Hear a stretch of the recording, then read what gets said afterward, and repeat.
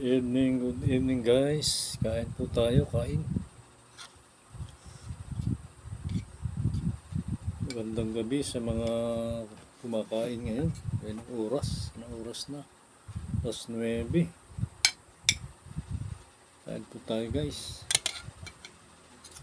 Ulam lang yung katanim, munggo. Ayan. Munggo.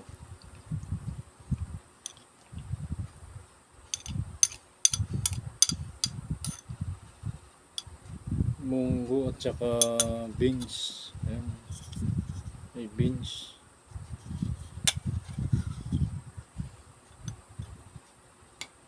Yes, O Lord, Panginoon, salamat po Diyos sa biyaya at Panginoon.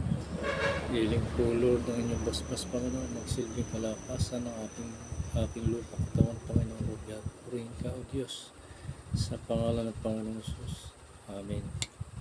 Okay guys, kain po tayo. Yan. May lahok na sutanghon.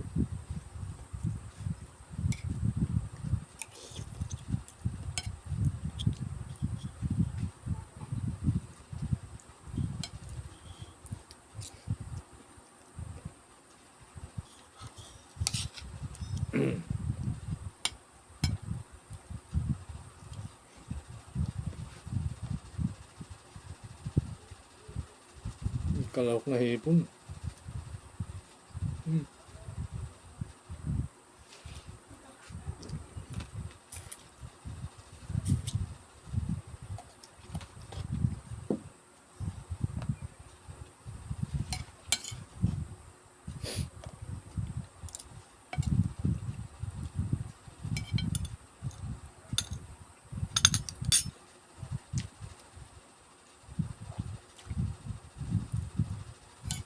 Kain tayo guys.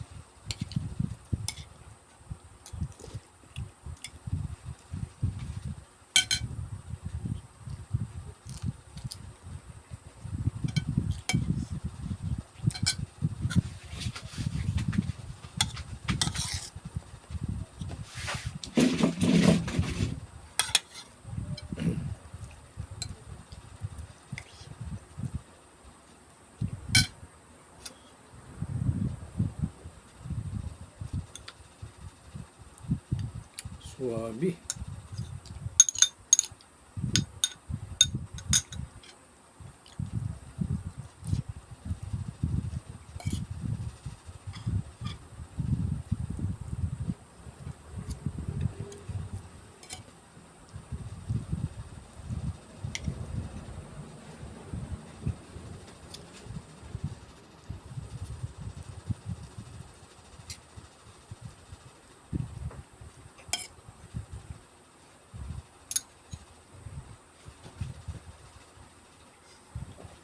Pero parang mas masarap kumain guys na nakakamay.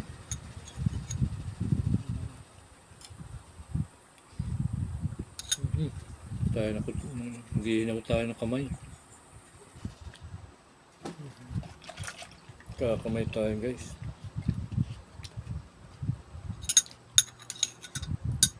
Sarap kasi kumain ng nakakamay.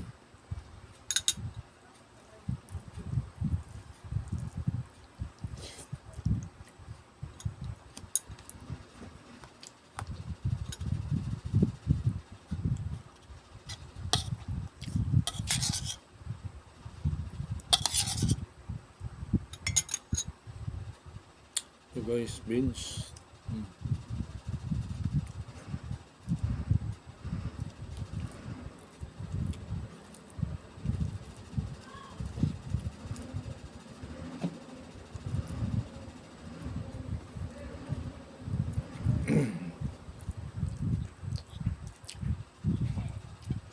Shout out sa mga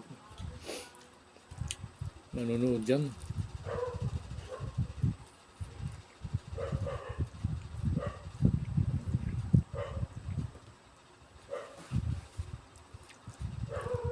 Kay Kamasil, shout out Kamasil.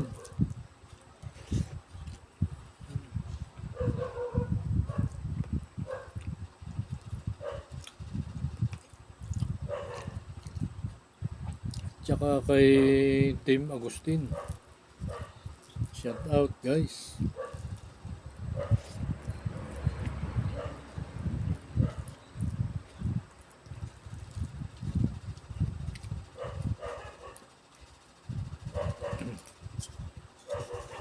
Kain po tayo, kain.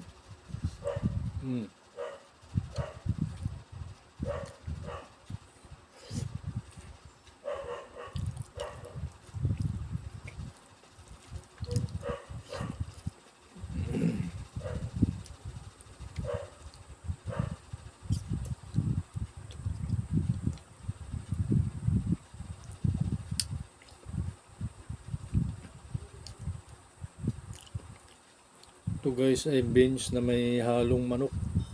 Yan. Niluto nung aking pamangkin.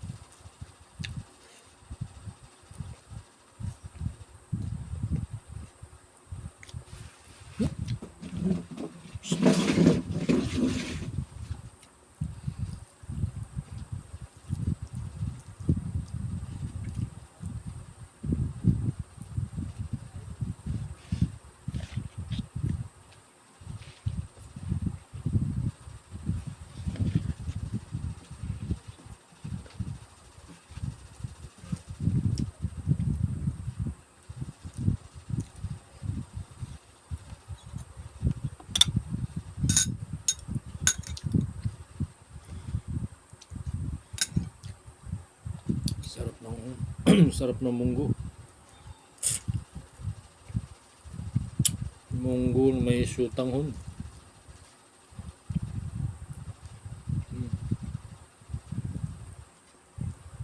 Yummy.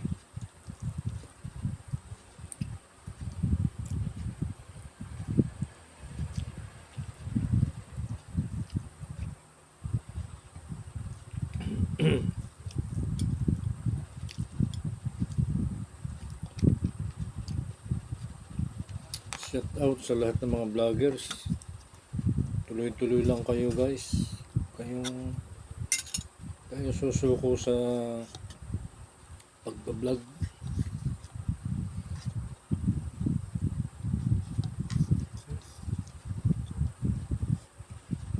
Tuloy-tuloy lang.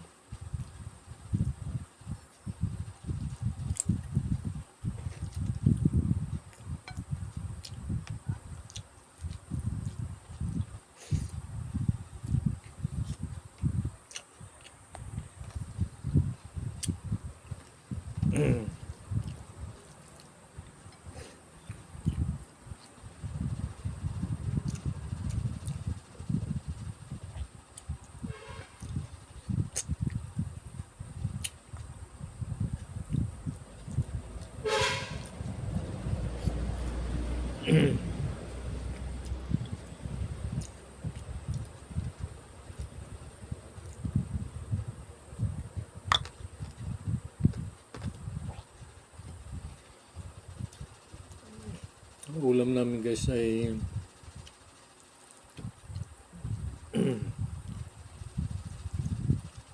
nag-adobo yung aking pamangkin. Ngayon may natira. May natirang ilang gayat na karne. I-recycle namin guys. Ilaw ko niya ng beans. Saka niya inadobo uli. So, ibig sabihin walang tapon ang ulam. Kasi sayang pagka tinapon mo. Maraming tao ang hindi kumakain.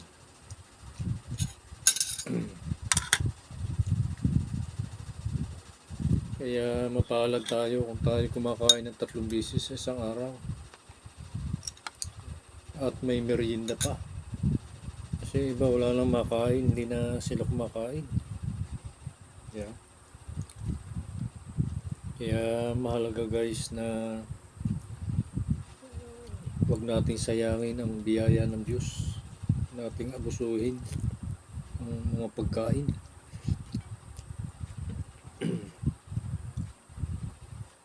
Yung iba kasi ay kapag magsasaing, naghuhugas ng bigas. Paghuhugas pa lang marami nang natatapon. Bigas pa lang yun. So dapat yung mga kahit ilang butil dapat hindi yun matapon at hindi masayang. Kasi napakaraming tao ang naghihirap pagdating sa pagkain. Yung iba nga namamalimos na lang. Yung iba nanghihingi.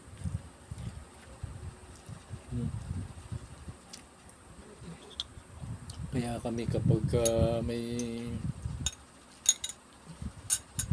tira kami pagkain, lalo hindi naman siya panis o hindi naman siya sira, nire-recycle namin guys. Sayang ang mga biyaya ng Diyos kapag natapon lang.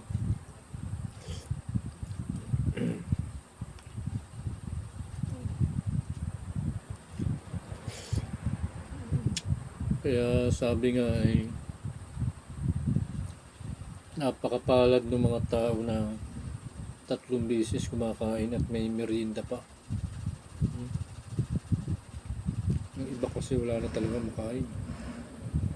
Namamalimos na sila, kawawa naman mga tao.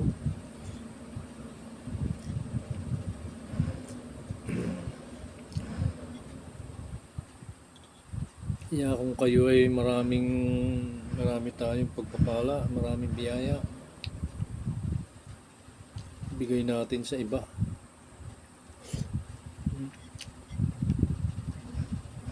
Magbigay tayo sa iba.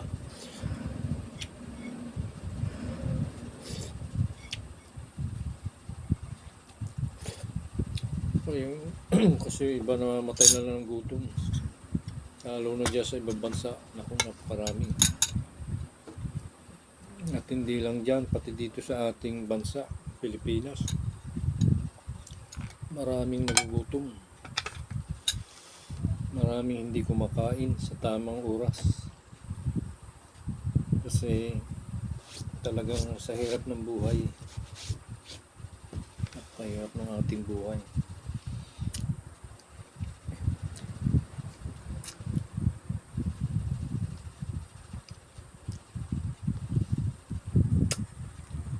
Okay guys,